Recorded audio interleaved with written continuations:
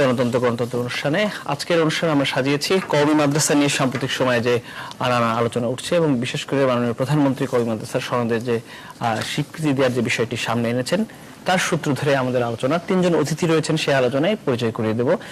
বাম থেকে পরিচয় করে দিয়ে অধ্যাপক ডক্টর সিদ্দিকুর রহমান খান, ইসলামের ইতিহাস ও সংস্কৃতি বিভাগ, ঢাকা বিশ্ববিদ্যালয়, রয়েছেন অধ্যাপক রুহুল আমিন, আন্তর্জাতিক সম্পর্ক বিভাগ, ঢাকা বিশ্ববিদ্যালয়, এবং মাওলানা মাহফুজুল হক, যুগ্ম মহাসচিব, বাংলাদেশ কওমি মাদ্রাসা শিক্ষা বোর্ড, বেফাক। অসংখ্য ধন্যবাদ আমাদের এই আয়োজনে আসবার জন্য।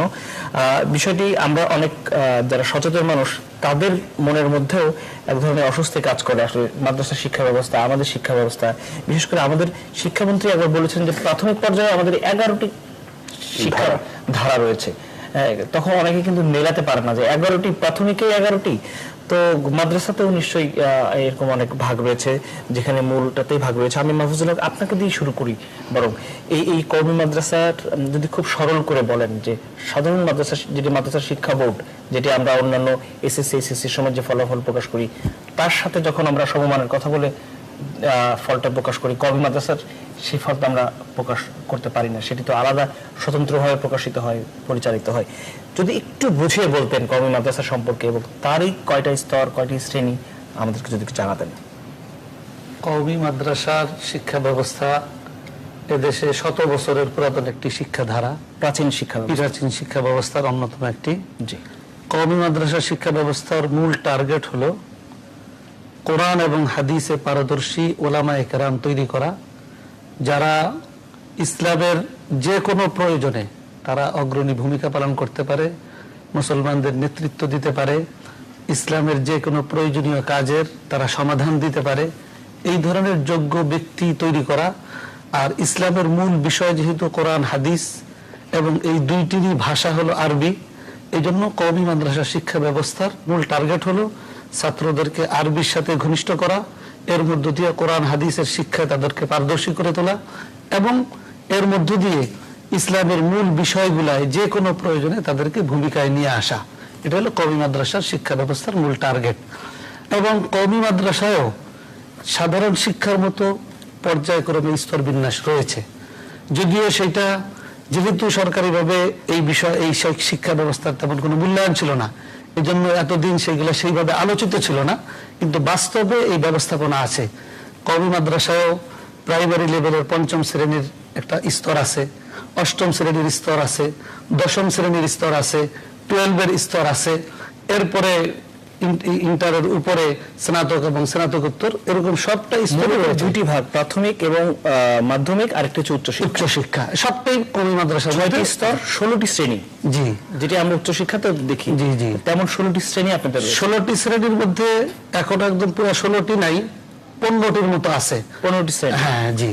এটার পাঠ্যক্রম বা সিলেবাস যদি আমি জানতে চাই সেটি কি আসলে, সেখানে কি আমাদের প্রচলিত বাংলা, ইংরেজি তার কোনো সংশ্লেষ রয়েছে কিনা? হ্যাঁ, অবশ্যই। কওমি মাদ্রাসায় বর্তমানে আপনার 8ম শ্রেণী পর্যন্ত বাংলা, অঙ্ক, ইংরেজি, সমাজ, ভূগোল, ইতিহাস, এই সাবজেক্টগুলো রয়েছে তার মূল সাবজেক্টের পাশাপাশি। আচ্ছা, এবং আশা আছে, চিন্তা আছে আগামী 10ম শ্রেণীতে উন্নীত করার। এই যে পাঠ্যক্রমগুলির কথা আপনি বলছেন, এটি প্রণীত হয় কিভাবে? এটির আলাদা বোর্ড রয়েছে? হ্যাঁ, আমাদের অবশ্যই কওমি মাদ্রাসার বেশ কয়েকটা বোর্ড আছে। তার মধ্যে জাতীয় পর্যায়ের সর্ববৃহৎ বোর্ড হইল বেফাকুল মাদারিসিল আরাবিয়া বাংলাদেশ কওমি মাদ্রাসা শিক্ষা বোর্ড। তার সিলেবাস প্রণয়ন এবং সমস্ত বইপত্র তৈরি করার বিভিন্ন কমিটি রয়েছে এবং বেফাকের পক্ষ থেকে 8ম শ্রেণী পর্যন্ত এই সকল সাবজেক্টেরও বাংলা, অঙ্ক, ইংরেজি, সমাজ, ভূগোল, ইতিহাস প্রত্যেকটা বিষয়ের সুন্দর রচনা রয়েছে, বই রয়েছে এবং এইগুলা মাদ্রাসার পাঠ্যসূচিতে রয়েছে। আচ্ছা, আমি আরো আলোচনায় যাব দুজন অধ্যাপক কাছে। তার আগে আমাদের কাছে কওমি মাদ্রাসার একটি প্রতিবেদন রয়েছে, সেই প্রতিবেদনটি দেখে এসে আলোচনা করলে সম্ভবত আপনাদেরও সুবিধা হবে। আমরা প্রতিবেদনটি দেখতে চাই।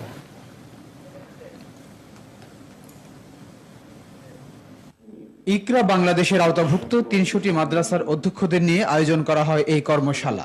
অ্যাক্সেস টু ইনফরমেশন ও ইকরা বোর্ড যৌথভাবে এর আয়োজন করে। উদ্দেশ্য মাদ্রাসা শিক্ষার্থীদের মাঝে বিজ্ঞান ও প্রযুক্তি নির্ভর শিক্ষার প্রসার ঘটানো। প্রধান অতিথি ফরিদউদ্দিন মাসুদ বলেন, নিজেদেরকে স্বাবলম্বী করতে হলে মাদ্রাসা পড়ুয়াদেরকেও প্রযুক্তির জ্ঞান অর্জন করতে হবে। যুগের দাবি কি তা বুঝবে না, সমাধানের উপায় কি করে খুঁজবে? সমাধানের উপায় যার কাছে নাই সে অগ্রসর কি করে হবে? তারা যদি স্বনির্ভর হইতে পারে এবং হতে পারে, কেন মানুষের কাছে মাদ্রাসা চালানোর জন্য হাত পাতবো কেন? আমি নিজেই তো মাদ্রাসা চালানোর মতন অবস্থা হইতে পারে না আমার। তিনি বলেন, আরবি ভাষায় দক্ষ হয়ে ওঠা মাদ্রাসা জনগোষ্ঠীর জন্য মধ্যপ্রাচ্য সহ মুসলিম সংখ্যাগরিষ্ঠ দেশগুলোতে বৈদেশিক কর্মসংস্থান সৃষ্টি করতে হবে।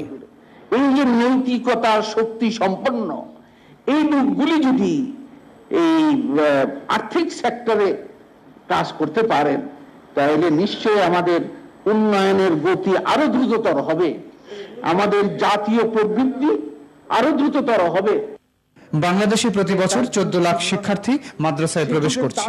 এই জনগোষ্ঠীকে মূল ধারায় নিয়ে আসার পরামর্শ দেন বক্তারা। মাসুদ মহোদয়, আহসান হাবিব, নিউজ 24, ঢাকা। এবং খুব বেশি দিন অধ্যাপক সিদ্দিকুর রহমান খান, আপনার কাছে যেতে চাই, যেটি বলছিলেন যে আসলে এই জনবলেরও তো ব্যবহারের প্রয়োজন রয়েছে তাদের দিক থেকেও এবং রাষ্ট্রের দিক থেকেও।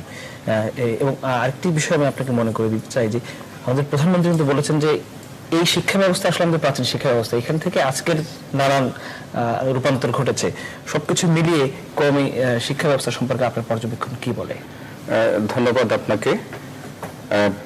আমাদের প্রথম বক্তা যিনি বলেছেন তিনি সত্যিকার অর্থেই বলেছেন যে বাংলাদেশের কওমি শিক্ষা ব্যবস্থা একটা প্রাচীন শিক্ষা ব্যবস্থার অন্যতম।